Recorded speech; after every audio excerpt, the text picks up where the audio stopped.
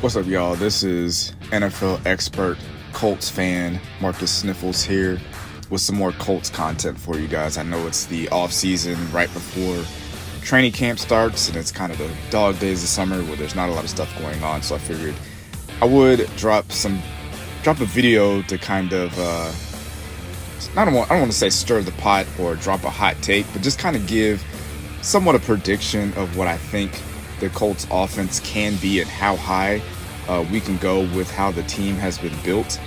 And the question I have is, why can't the Colts be a top 5 offense going into 2024?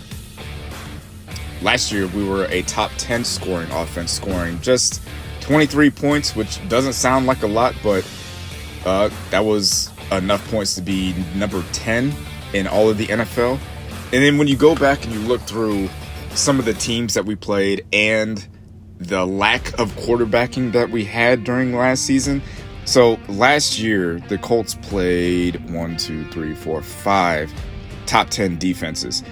We played the number 1 scoring defense in the Ravens, put up 22 without Anthony Richardson and Jonathan Taylor.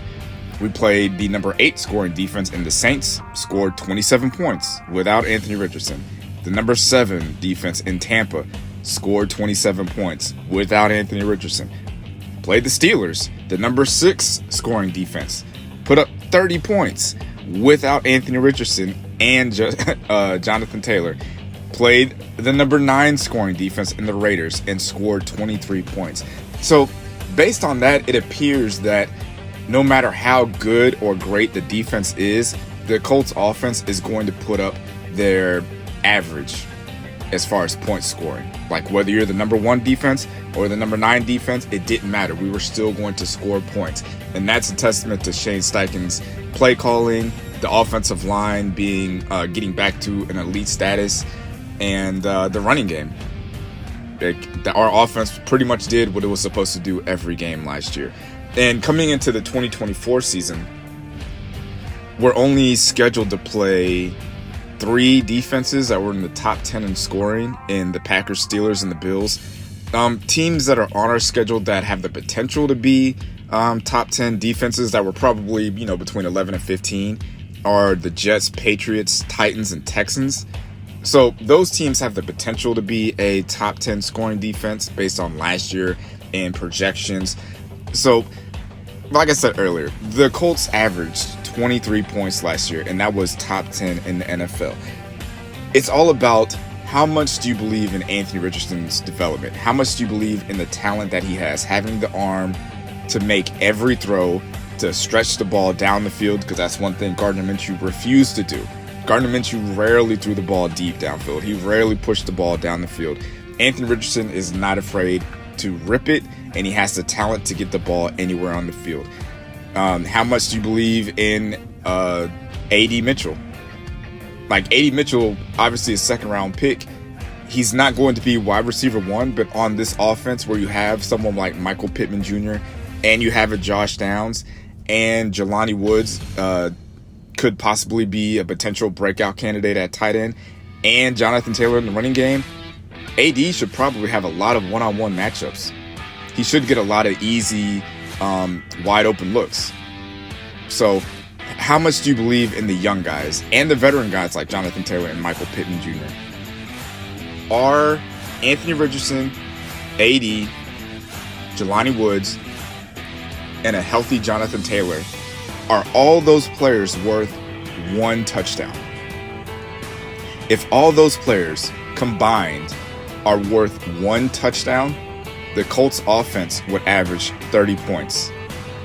If the Colts averaged 30 points, they would have been the number 1 offense, scoring offense last season. Now you have to kind of project into seeing, like, okay, can they be the number 1 offense? What other teams have the possibility of, taking that crown? And I think, obviously, say what you want about Tua, but the Dolphins put up a lot of points and yards. So you got the Dolphins, the 49ers with Shanahan's scheme and all those weapons they got over there, the Lions, the Rams, the Chiefs and the Texans, sneaky. Obviously, with Patrick Mahomes and CJ Stroud, they could obviously sneak into that number 1 spot. But those are a lot of teams that could also be in that top 5 in offensive production when it comes to scoring. So, is there a world where the Colts can score more points than the Dolphins and the 49ers and the Lions and the Rams? Well, they scored more points than the Chiefs last year. And I believe they scored more points than the Texans. I don't know. I don't know why I didn't look that up. But I'm just, for the sake of the video, I'm going to say that they scored more points than the Texans. So, for me, I'm going to go ahead and project and say there's no reason why the Colts can't be a top 5 scoring offense next year. When you include the throwing and running ability of Anthony Richardson, the healthy Jonathan Taylor coming into the mix, the year 2 jump by Josh Downs, and the development of A.D. Mitchell, who doesn't have the pressure of being a number 1 receiver and can develop at his own pace with the offensive line being healthy, I don't see any reason why the Colts can't be a top 5 scoring offense. So let me know what you think in the comments. Are the Colts going to be a top 5 offense? Can they be the number 1 scoring offense? Or am I projecting too much? Am I putting too much on Anthony Richardson because we haven't seen enough of him? Like I said, let me know in the comments what you think. Peace.